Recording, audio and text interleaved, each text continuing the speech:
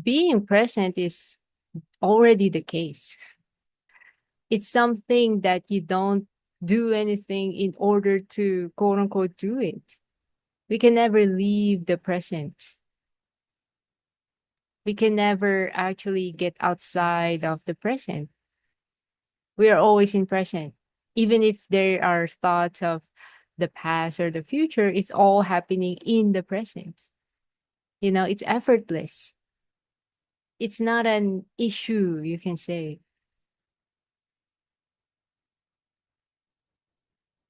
To aim to quiet the mind is an unproductive agenda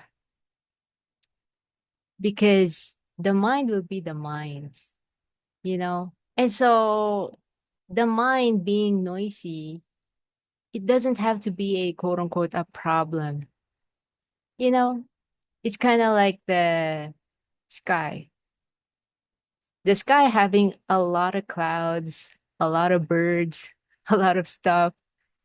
It doesn't have to be treated or approached as a quote unquote problem, as it shouldn't be. It shouldn't be like that. The sky should always be clear.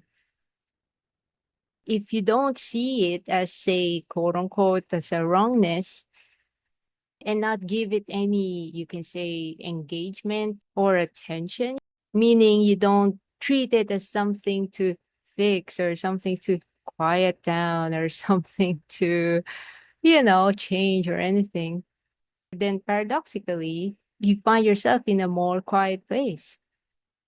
Not because you did anything to the mind, but because you didn't do anything with it. It doesn't have any meaning. You didn't bite into it or buy into it or wrestle with it. The mind being noisy doesn't have to mean that you should fix it because it's quote unquote wrong. That you have to quiet it because it's wrong for it to be noisy. You see, it's just the nature of the mind. It's kind of like the sky. It's nature to have clouds in it, to have birds in it, to have airplanes in it.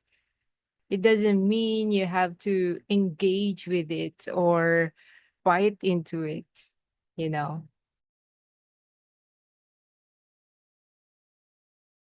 It's very helpful to remember that it's in both. It's not either or. And so even if there's disagreement, doesn't have to cancel out inherent unity, inherent oneness. Imagine different plants, but they're all connected to the same soil. All plants are different. All plants have different point of views or beliefs or whatever. It doesn't cancel out or negate the fact that all are connected to the same soil, you know? Connection and unity is, you can say, inherent. It's like an underlying mm, layer, you can say. It's like an underlying fact, right? And so, even disagreeing with someone, the underlying connection remains, you know? The fundamental does not depend on the surface. The surface can look like agreement or disagreement or difference or sameness or whatever.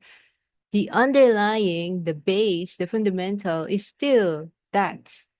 Is still quote unquote unity, is still non-disconnection, is still the same isness, so to speak. Well, unconditional love cannot be done by the ego doer. The ego doer can only do conditional love. It's the diametric opposite of true nature. Unconditional love is you can say, the air or climate of truth, of reality, of isness. right? There is the unconditional love and allowance for something, be that positive or negative, hence it exists. You see, there's already unconditional love for that. If it weren't the case, it wouldn't even exist. You see, is it possible to love someone unconditionally, even if they hurt you in the past? If you're going to come from a place of ego, it would be the same. It would be the same, it would be the same conditional love, right? Because again, the ego can only ever do conditional love. So the approach here is to recognize that unconditional love is actually already the case. It's like something that is given, freely given. It doesn't come from here to there. It doesn't come from me, the ego. I'm giving you love, right? I'm the one, I'm the one giving you love. It's not like that, it's more of a recognition that this is free. This is already the case. This is a free for all thing, quote unquote, it's communal. It doesn't come from one person to another. Unconditional love is not quote unquote siphoned from another person, from another human body, right? It's the ground, it's the ground of existence. And so when someone hurts you in the past, unconditional love for that person is not withdrawn, you know? Now it's up to you to act from intelligence, from discernment. If this person is dangerous, or if this person is abusive, or this person is not good for your health, mental, psychological, and emotional health to be with, then you decide, you choose to remove yourself from that situation, right? Now, that action doesn't mean that there is now lack of unconditional love. It doesn't go away, you know. And on the other hand, it really depends on the situation. If you discern or decide to make amends or keep that relationship with the person.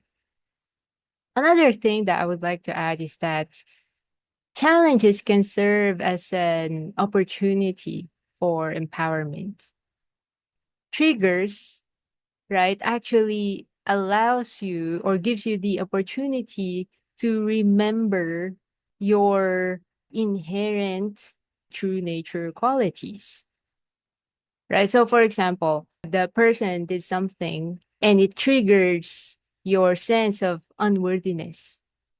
Now you can buy into that, right? You can buy into the idea of I am unworthy because blah, blah, blah, blah, right?